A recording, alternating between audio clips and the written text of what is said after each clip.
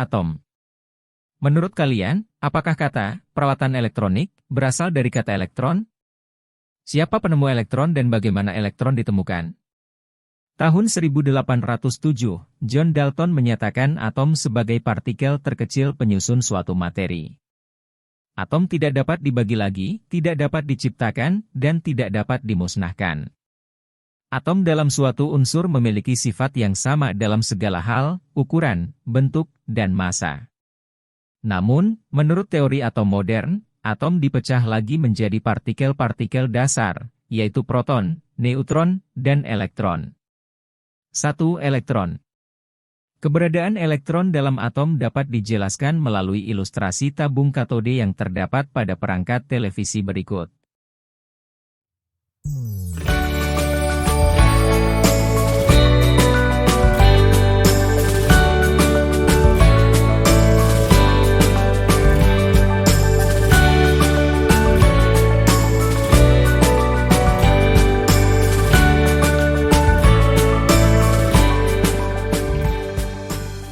Tabung katode merupakan salah satu perangkat pada televisi yang berfungsi menghasilkan pencitraan gambar dan suara.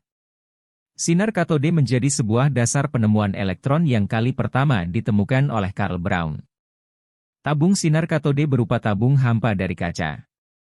Di dalamnya terdapat anode sebagai kutub positif dan katode sebagai kutub negatif.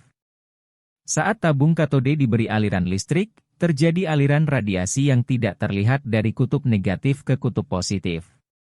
Lebih lanjut, pada tahun 1879, William Crookes menyempurnakan penemuan sinar katode. Crookes menemukan bahwa sifat sinar katode tidak dipengaruhi oleh jenis kawat yang digunakan, jenis gas dalam tabung, dan bahan yang digunakan dalam menghasilkan arus listrik. Sinar katode juga merambat lurus dari kutub negatif ke kutub positif, serta dapat dibelokkan oleh medan magnet dan listrik, seperti tampak pada gambar berikut.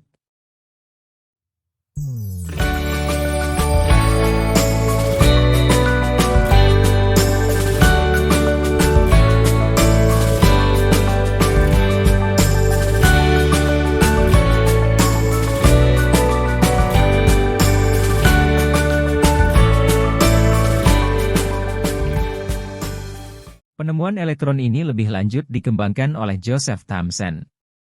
Thomson menemukan bahwa materi yang terdapat pada sinar katode sangatlah kecil. Sinar katode merupakan partikel penyusun atom yang memiliki muatan negatif. Namun, atom bermuatan netral, sehingga menurut Thomson atom terdiri atas partikel yang bermuatan positif dan negatif. Atom dianggap sebagai bola pejal yang bermuatan positif dengan partikel bermuatan negatif yang tersebar di dalamnya. Model atom yang dikemukakan Thomson dikenal dengan roti kismis, seperti terlihat pada gambar.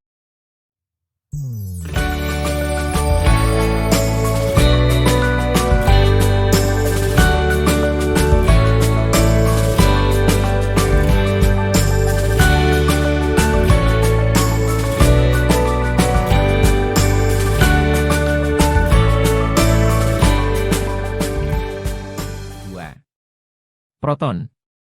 Proton kali pertama ditemukan oleh Eugene Goldstein melalui penemuan sinar kanal. Sinar kanal adalah sinar yang memiliki arah yang berlawanan dengan sinar katode. Ketika katode dilubangi, ada sinar yang melewati lubang tersebut pada arah yang berlawanan dengan sinar katode, seperti terlihat pada gambar. Lebih lanjut, Wilhelm Wien menemukan bahwa sinar kanal tersebut bermuatan positif yang kemudian disebut dengan proton. Posisi proton di dalam atom dijelaskan melalui percobaan yang dilakukan oleh Ernest Rutherford. Rutherford menembakkan partikel alfa ke lempeng emas tipis, seperti yang terlihat pada gambar. Dari percobaan tersebut, ditemukan sebagian besar sinar diteruskan, sinar lurus. Hal ini menunjukkan bahwa bagian dalam atom sebagian besar berupa ruang hampa, bukan bola pejal yang bermuatan positif seperti yang dijelaskan oleh Thomson. Adanya sebagian kecil sinar yang dibelokkan dan dipantulkan dapat menggambarkan bahwa di dalam atom terdapat inti bermuatan positif yang sangat kecil dan dikelilingi elektron bermuatan negatif. 3. Neutron. Penemuan neutron bermula saat Rutherford meyakini bahwa ada materi lain di dalam atom. bermula dari adanya perbedaan massa atom hidrogen dan helium. Rutherford menemukan bahwa perbandingan massa hidrogen dan helium adalah 1:4, sementara perbandingan jumlah protonnya 1:2. Rutherford melakukan percobaan menggunakan partikel alfa yang ditembakkan ke logam boron.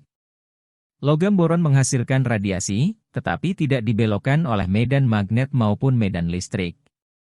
Artinya, radiasi tersebut merupakan materi penyusun atom yang tidak bermuatan positif maupun negatif. Rutherford menyatakan bahwa materi tersebut adalah neutron. Jadi, dalam ketiga percobaan yang telah dijabarkan, diketahui bahwa ada 3 partikel penyusun sebuah atom, yaitu elektron, proton, dan neutron. Karakteristik ketiga partikel penyusun atom tersebut terangkum dalam tabel 4.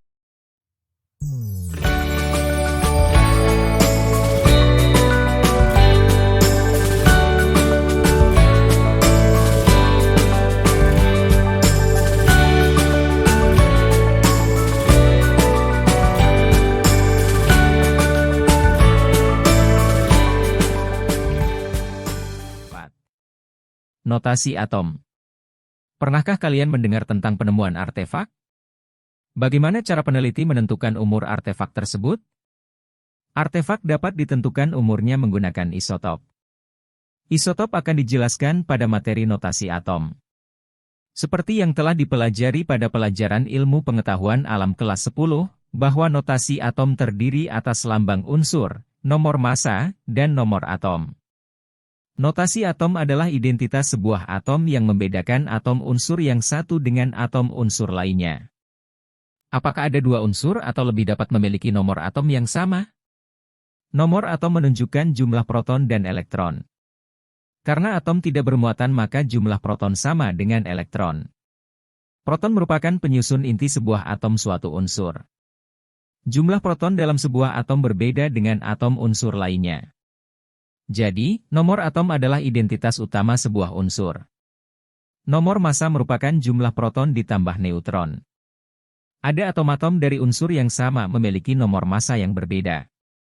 Artinya, atom-atom tersebut memiliki nomor atom yang sama, tetapi nomor massanya berbeda. Atom-atom ini disebut dengan isotop. Contoh isotop adalah karbon dengan nomor massa 12 dan nomor massa 14. Nomor atomnya sama, yaitu 6, karena unsurnya sama, yaitu karbon. Isotop 14C biasanya digunakan sebagai pendeteksi umur fosil dan artefak. Atom-atom unsur yang memiliki nomor massa yang sama, tetapi nomor atomnya berbeda disebut dengan isobar. Contoh isobar adalah unsur kalium dan argon memiliki nomor massa yang sama, yaitu 40. Sementara unsur yang memiliki jumlah neutron yang sama disebut dengan isoton, contohnya adalah natrium dan magnesium memiliki jumlah neutron yang sama, yaitu 12. 5. Tingkat energi. Model atom Rutherford memiliki kelemahan dalam menjelaskan posisi elektron pada atom. Tahun 1913, Niels Bohr melakukan percobaan untuk memperbaiki kelemahan model atom Rutherford tersebut. Bohr menggabungkan teori Rutherford dan hipotesis Planck yang dikenal dengan postulat Bohr. Bohr menemukan bahwa setiap unsur memberikan spektrum garis yang berbeda dan bersifat khas. Bohr mengemukakan 4 postulat, yaitu A. Elektron mengelilingi inti atom dalam orbit tertentu. Orbit merupakan lintasan gerak stasioner elektron dalam mengelilingi inti dengan jarak tertentu. Setiap lintasan yang dipakai oleh elektron diberikan nomor 1, 2, 3, dan seterusnya. Lintasan ini juga menyatakan jumlah kulit atom atau tingkat energi. B. Energi elektron tetap selama berada di dalam lintasannya. C. Elektron hanya dapat berpindah dari satu lintasan ke lintasan lainnya, serta menyerap dan melepaskan energi sesuai konstanta Planck, yaitu D. Lintasan elektron memiliki momentum sudut. Elektron-elektron akan menempati kulit pertama, K, sampai penuh, 2 elektron, kemudian mengisi kulit liter, 8 elektron, dan seterusnya. Jumlah elektron yang menempati kulit terluar disebut dengan elektron valensi. Namun, model atom Bohr memiliki kelemahan, yakni tidak dapat menjelaskan efek Zeeman. Efek Zeeman menjelaskan pembelahan garis spektrum menjadi dua komponen atau lebih yang berbeda frekuensi ketika atom berada dalam medan magnet. Meskipun begitu, teori Bohr dipakai sebagai acuan oleh para ilmuwan dan melahirkan teori atom modern, yaitu teori mekanika kuantum.